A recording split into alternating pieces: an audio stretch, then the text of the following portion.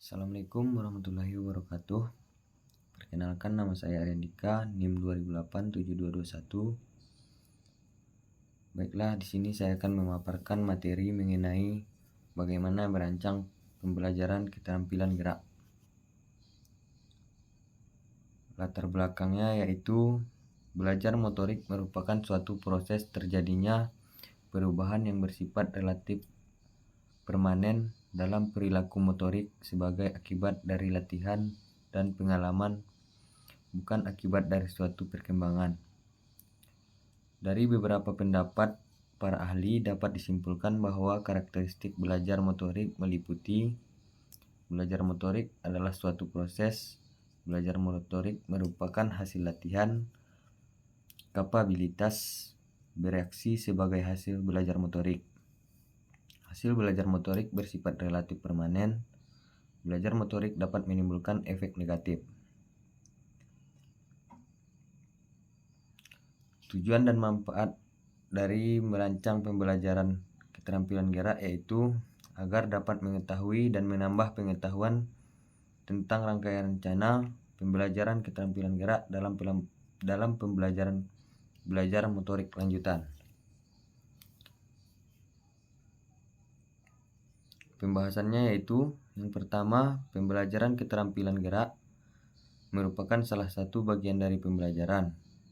Yang kedua, pendidikan jasmani di sekolah yang kepadanya dibebankan tanggung jawab untuk mencapai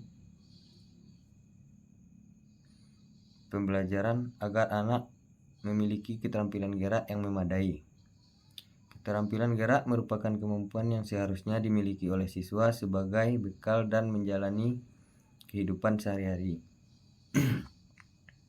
Apabila seorang anak mempunyai keterampilan gerak yang baik, maka dia mempunyai kesempatan yang besar untuk dapat menguasai kecakapan hidupnya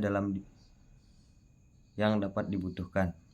Persoalan yang muncul adalah bagaimana guru pendidikan jasmani dapat menciptakan, mendorong dan mengelola situasi pembelajaran dengan segenap kemampuannya agar anak dapat belajar dan mencapai tujuan yang diharapkan. Untuk dapat mencapai tujuan pencapaian keterampilan gerak yang baik melalui pembelajaran pendidikan jasmani bukan merupakan upaya yang mudah. Selanjutnya itu keterampilan gerak dasar terbagi tiga ya. Yang pertama yaitu keterampilan lokomotor, yang kedua keterampilan, yang ketiga keterampilan manipulatif.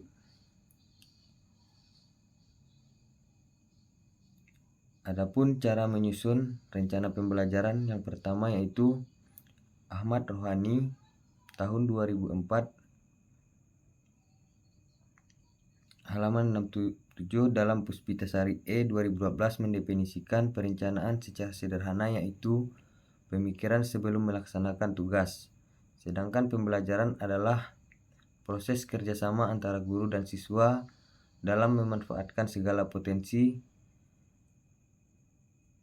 dari dalam dan luar sebagai upaya untuk mencapai tujuan belajar tertentu. Dari dua pengertian tersebut dapat kita simpulkan perencanaan pembelajaran adalah suatu proses pengambilan keputusan, hasil berpikir secara rasional tentang sasaran dan tujuan pembelajaran tertentu dengan memanfaatkan segala potensi dan sumber daya yang ada. Memperkaya pengalaman belajar pada kuliah motorik lanjutan adalah beberapa hal yang dapat kita pertimbangkan. Yang pertama yaitu rencanakan matang, diskusikan dan kolaborasikan. Yang ketiga, berkomunikasi dengan dosen. 4, riset tambahan. 5, pemanfaatan sumber belajar tambahan. 6, partisipasi aktif. 7, menghadiri seminar dan konferensi. 8, belajar jelajahi proyek mandiri. 9, eksplorasi praktikum atau magang. Yang terakhir yaitu berfokus pada peningkatan diri. Penutup,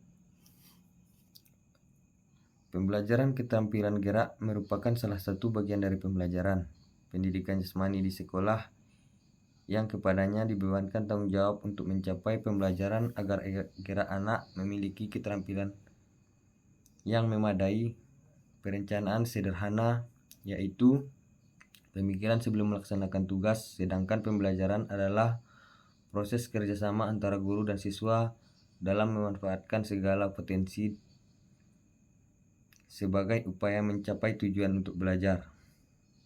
Pengalaman belajar tidak sama dengan konten materi pembelajaran atau kegiatan yang dilakukan oleh guru. Terima kasih. Mungkin sekian presentasi yang dapat saya sampaikan. Apabila ada kata yang salah, mohon dimaafkan. Wabillahi taufiq wal hidayah. Wassalamualaikum warahmatullahi wabarakatuh.